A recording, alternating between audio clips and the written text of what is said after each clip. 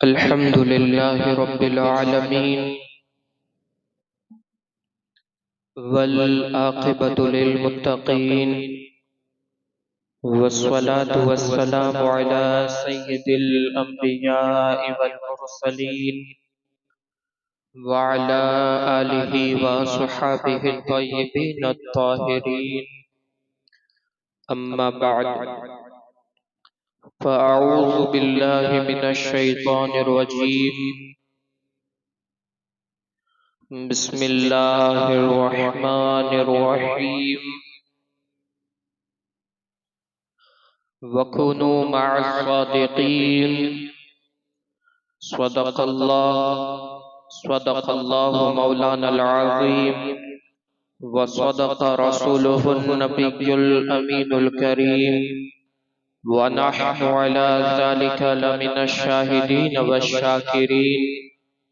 والحمد لله رب العالمين. حاضرین مسجد و سامعین محترم، السلام علیکم ورحمۃ اللہ وبرکاتہ.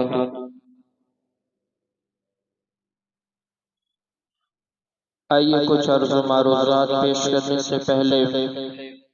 ہم اور آپ مل کر انتہائی عقیدت و محبت میں ڈوب کر اپنے اور ساری کائنات کے مرکزی عقیدت حضور احمد مجتبی محمد مصطفیٰ ارواحنا فدا صلی اللہ تعالی علیہ وسلم کی بارگاہ بے کس پناہ میں اپنی غلامی کا ثبوت دیتے ہوئے جس طریقے سے میں پڑھا ہوں، میرے ساتھ مل کر بآواز بلند درود و سلام کا ہدیہ پیش کرے. پڑھے الصلاۃ والسلام علیک یا رسول اللہ، الصلاۃ والسلام علیک یا حبیب اللہ، الصلاۃ والسلام علیک یا نبی اللہ، وعلی آلک واصحابک یا نور اللہ، صلی اللہ تعالی علیک وسلم. رسول گرامی وقار صلی اللہ تعالی علیہ وسلم کے پیارے دیوانوں، اب بخوبی جانتے ہوں گے کہ آج کا دن کتنا افضل اور مقدس عرفہ و اعلیٰ دن ہے. آج کے دن کو اہل سنت والجماعت یوم سیدنا صدیق اکبر رضی اللہ تعالی عنہ کے نام سے جانتے اور پہچانتے اور مناتے ہیں. اسی مناسبت سے تھوڑی دیر کے لیے آپ حضرات کے سامنے امیر المؤمنین خلیفۃ المسلمین سیدنا صدیق اکبر یار غار مصطفیٰ صلی اللہ تعالی علیہ وسلم کی سیرت پاک کے حوالے سے کچھ باتیں آپ حضرات کے سامنے رکھنے کی کوشش کروں گا. میرے پیارے آقا صلی اللہ تعالی علیہ وسلم کے پیارے دیوانوں، سب سے پہلے یار غار مصطفیٰ سیدنا صدیق اکبر رضی اللہ تعالی عنہ کی آغاز کی زندگی، کچھ ابتدائی زندگی کے حوالے سے باتیں سماعت کرتے ہیں. سیدنا صدیق اکبر رضی اللہ تعالی عنہ کی ولادت بسعادت آقا کریم صلی اللہ تعالی علیہ وسلم کی ولادت بسعادت سے تقریباً 2 سال اور 6 ماہ بعد میں ولادت بسعادت ہوئی. آپ کا نام عبداللہ رکھا گیا اور اب مکہ المکرمہ کے اندر پیدا ہوئے. آپ کے والد ماجد کا نام ابو قحافہ ہوا اور آپ کی والدہ ماجدہ کا نام سلمہ رکھا گیا تھا. حضرت عائشہ صدیقہ رضی اللہ تعالی عنہ بیان فرماتی ہیں کہ اس کے علاوہ سیدنا صدیق اکبر رضی اللہ تعالیٰ عنہ کے بہت سارے القابات، جن میں سے مشہور صدیق اور عتیق کا لقب جو ہے وہ بہت مشہور ہوا، اور اس کے لقب کے پڑھنے کی وجہ کیا ہے؟ خود حضرت عائشہ صدیقہ رضی اللہ تعالیٰ عنہ بیان فرماتی ہے کہ ایک دن میں کمرے کے اندر اپنے مکان کے اندر میں بیٹھی ہوئی تھی، اور کبار صحابہ یعنی بہت سارے صحابہ کرام صحن کے اندر بیٹھے ہوئے تھے، آقا کریم صلی اللہ تعالی علیہ وسلم بھی وہاں پر جلوہ افروز تھے۔ اتنی دیر ہوئی کہ آپ کے والد ماجد سیدنا صدیق اکبر رضی اللہ تعالی عنہ تشریف لاتے ہیں۔ حضور نبی کریم صلی اللہ تعالی علیہ وسلم نے دیکھا کہ سیدنا صدیق اکبر رضی اللہ تعالی عنہ تشریف لا رہے ہیں۔ آپ نے صحابہ کرام رضوان اللہ تعالی علیہم اجمعین سے فرمایا کہ اے میرے صحابہ، اگر تم کو عتیق من النار دیکھنا ہو، یعنی جہنم کی آگ سے آزاد کسی کو دیکھنا ہو، تو سیدنا صدیق اکبر رضی اللہ تعالیٰ عنہ کو دیکھ لو۔ یہ سیدنا صدیق اکبر رضی اللہ تعالیٰ عنہ کی شان، جس کو حضور نبی کریم صلی اللہ تعالیٰ علیہ وسلم اپنی زبان سے بیان فرما رہے ہیں۔ اسی وقت سے آپ کا لقب پڑا عتیق، یعنی دوزخ کی آگ سے آزاد۔ اور صدیق کا لقب جو ہے وہ شب معراج کی صبح حضور نبی کریم صلی اللہ تعالیٰ علیہ وسلم جیسے ہی معراج سے تشریف لائے، اور اسی دن صبح کو آپ کا لقب سیدنا صدیق اکبر پڑا۔ اسی روز سے آپ صدیق کے لقب سے جانے اور پہچانے لگے۔ اور سیدنا صدیق اکبر رضی اللہ تعالیٰ عنہ کی سیرت کے اندر یہ بھی ملتا ہے کہ جہاں آپ دینی معاملات کے اندر افضلیت اور عظمت رکھتے ہیں، وہیں پر آپ دنیاوی معاملات کے اندر بھی بہت سارے مقامات پر فائز ہیں۔ آپ ایک بہت بڑے تاجر بھی تھے، اور آپ فہم و فراست کے اندر، عقل و دیانتداری کے اندر بھی بہت ہی عظیم انسان کی حیثیت سے جانے اور پہچانے جاتے تھے۔ زمانہ جاہلیت کے اندر کفار قریش کے جو مجلس شورا تھے،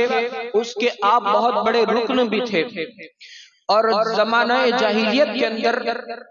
سیدنا صدیق اکبر رضی اللہ تعالیٰ عنہ کی بھی شان یہ تھی کہ اس وقت بھی آپ اپنے وجود کو اتنا پاکیزہ رکھتے تھے کہ قبول اسلام کے بعد آپ نے جب اسلام کو قبول کر لیا، اس کے بعد سیدنا صدیق اکبر رضی اللہ تعالی عنہ سے پوچھا گیا کہ آپ زمانہ جاہلیت میں شراب نوشی کیا کرتے تھے یا نہیں، تو سیدنا صدیق اکبر رضی اللہ تعالی عنہ فرماتے ہیں کہ میں زمانہ جاہلیت کے اندر بھی شراب نوشی سے اس قدر ہی بچا رہتا تھا جس قدر میں قبول اسلام سے بچا رہتا ہوں، اور یہی حال میرا قبول اسلام سے پہلے تھا، اس لیے کہ میں شراب نوشی کو ایسا سمجھتا ہوں کہ جو بندہ اگر شراب پیتا ہے تو اس بندے کی مروت اور آبرو ختم ہو جاتی ہے، اور میں اپنے افعال کو اور میرے اپنے کردار کو اتنا پاکیزہ رکھتا ہوں کہ میں اپنی آبرو اور مروت کو بے وجہ ختم ہونے نہیں دینا چاہتا۔ یہ سیدنا صدیق اکبر رضی اللہ تعالیٰ عنہ کی شان ہے، اور یہ آپ کا تقوی اور طہارت زمانہ جاہلیت کے اندر بھی تھا جو قبول اسلام کے بعد ہے۔ میرے پیارے آقا صلی اللہ تعالیٰ علیہ وسلم کے پیارے دیوانوں، یہ شروع کی زندگی ہے۔ اب تھوڑا سا آگے بڑھے۔ سیدنا صدیق اکبر رضی اللہ تعالیٰ عنہ حضور رحمت عالم صلی اللہ تعالیٰ علیہ وسلم پر ایمان کیسے لائے، اس کے حوالے سے سیرت کے اندر یہ بات بھی ملتی ہے کہ آپ تجارت کے لیے صرف مکہ شریف کے اندر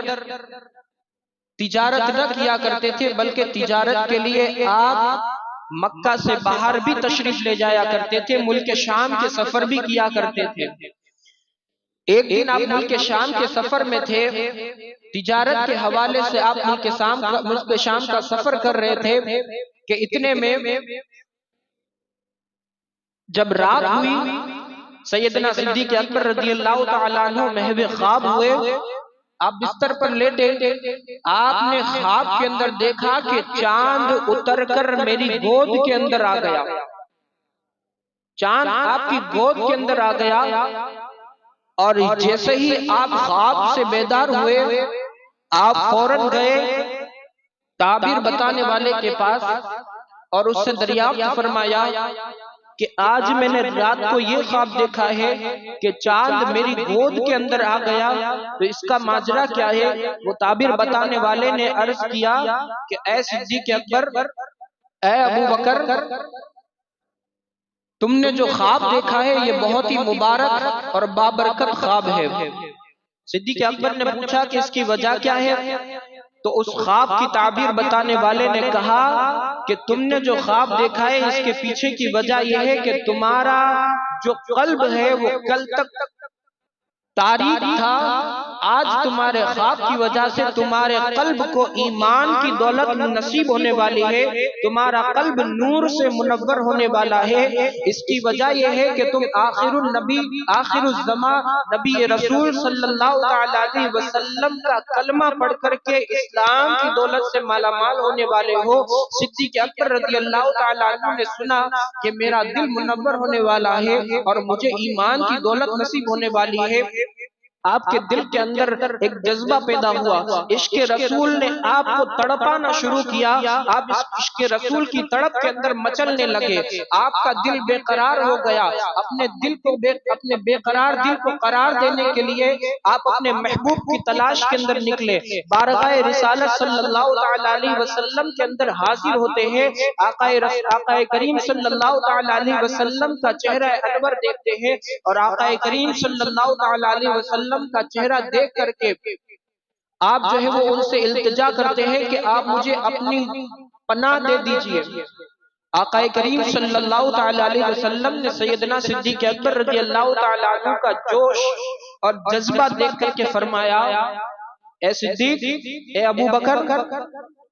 کیا تمہارا وقت نہیں آیا کہ تم قبول اسلام کی دولت سے مالا مال ہو جاؤ؟ صدیق اکبر رضی اللہ تعالیٰ عنہ نے کہا، جی حضور، آقا کریم صلی اللہ علیہ وسلم آپ مجھے اپنا کلمہ پڑھائے اور مجھے آپ اپنے ساتھ اپنی جگہ پناہ دے دیں۔ صدیق اکبر رضی اللہ تعالیٰ عنہ نے قبول اسلام کی دولت سے مالا مال ہوئے، اور آپ نے آقا کریم صلی اللہ علیہ وسلم نے جو الفاظ دہرائے، اے پڑھو، اے پیارے پڑھو، اشہد ان لا الہ الا اللہ واشہد ان محمد رسول اللہ۔ صدیق اکبر رضی اللہ تعالیٰ عنہ نے پھر یہ الفاظ دہرائے کہ میں گواہی دیتا ہوں اللہ کے سوا کوئی معبود نہیں، اور یہ بھی گواہی دیتا ہوں کہ حضرت محمد صلی اللہ علیہ وسلم اللہ کے بندے اور اس کے رسول ہیں۔ اور اس طرح صدیق اکبر رضی اللہ تعالیٰ عنہ نے قبول اسلام کی دولت سے مالا مال ہوئے۔ اب جیسے ہی آپ قبول اسلام کرتے ہیں، اسلام کی دولت سے مالا مال ہوتے ہیں، ایمان لاتے ہیں، مسلمان ہوتے ہیں، اس کے بعد آپ کے دل کے اندر ایک جذبہ پیدا ہوتا ہے کہ اسلام کی تبلیغ کی جائے، اسلام کو لوگوں تک پہنچایا جائے اور اسلام کو اشاعت کی جائے، لوگوں تک اسلام کی دولت کو پہنچایا جائے۔ آپ بار بار آقا کریم صلی اللہ علیہ وسلم کی بارگاہ کے اندر حاضر ہوتے اور عرض کرتے، یا رسول اللہ صلی اللہ علیہ وسلم، آپ مجھے اسلام کی تبلیغ کی اجازت عطا فرمائے۔ آقا کریم صلی اللہ علیہ وسلم ارشاد فرماتے ہیں، اے ابو بکر، ابھی وہ وقت نہیں آیا کہ میں تمہیں تبلیغ اسلام کی اجازت دوں۔ اس کی وجہ یہ ہے کہ جو تعداد آج ہونی چاہیے وہ تعداد ہمارے پاس ابھی موجود نہیں ہے، مسلمانوں کی بہت ہی تعداد کم ہے، اور ایسے میں تم کو اسلام کی تبلیغ کی اجازت نہیں دے سکتا۔ صدیق اکبر رضی اللہ تعالیٰ عنہ پھر چلے گئے۔ پھر تھوڑی دیر کے بعد جب جذبہ پیدا ہوا، جب آپ کے اندر شوق پیدا ہوا کہ اسلام کی تبلیغ کی جائے، پھر بارگاہ رسالت کے اندر حاضر ہوتے ہیں، عرض کرتے ہیں، یا رسول اللہ، اسلام کی تبلیغ کی اجازت دیجئے۔ آقا کریم صلی اللہ علیہ وسلم نے دیکھا کہ صدیق اکبر کا جذبہ بہت ہی بلند اور بالا ہے، آپ کے اندر ایک عظیم شوق پیدا ہو چکا ہے، ایک الگ ہی شوق پیدا ہے اسلام کی تبلیغ کا۔ آقا کریم صلی اللہ تعالی علیہ وسلم نے کہا ٹھیک ہے تم جاؤ تبلیغ اسلام کرو، میں تمہارے ساتھ ہوں، میں تمہیں اجازت عطا فرماتا ہوں۔ صدیق اکبر گئے اور جانے کے بعد چوراہے پر کھڑے ہو کر کے اسلام کی تبلیغ کے لیے تقریر شروع کر دیتے ہیں اور کفار کے لیے آپ اعلان کرتے ہیں مسلمان ہو جاؤ، اسلام کے اندر شامل ہو جاؤ۔ اور جیسے ہی کفاروں نے جیسے ہی یہ بات سنی، کفار آگ ببولا ہو گئے اور غصے کے اندر آ کر کے صدیق اکبر رضی اللہ تعالیٰ عنہ کو اس طرح مارا اور اس طرح پیٹا کہ آپ کا جسم لہو لہان ہو گیا، آپ پر غشی طاری ہو گئی، آپ بے ہوش ہو گئے۔ آپ کے رشتہ داروں نے صدیق اکبر رضی اللہ تعالیٰ عنہ کو اٹھا کر کے گھر پر لائے اور لانے کے بعد آپ کی ماں آپ پر دست شفقت کرتی ہے اور آپ کو ہوش میں لایا جاتا ہے۔ جیسے ہی آپ ہوش میں آتے ہیں سب سے پہلے اپنی ماں سے یہ پوچھتے ہیں کہ امی یہ بتاؤ آقا کریم صلی اللہ تعالیٰ علیہ وسلم خیر و عافیت کے ساتھ ہے یا نہیں؟ رشتہ داروں نے دیکھا کہ اتنی مار پیٹ کے بعد، لہو لہان کے بعد صدیق اکبر کو پلٹ جانا چاہیے تھا، ابو بکر کو پلٹ جانا چاہیے تھا، اپنے محبوب کو چھوڑ دینا چاہیے تھا، اس کی بجائے آپ کا جذبہ تو زیادہ بڑھ چکا ہے،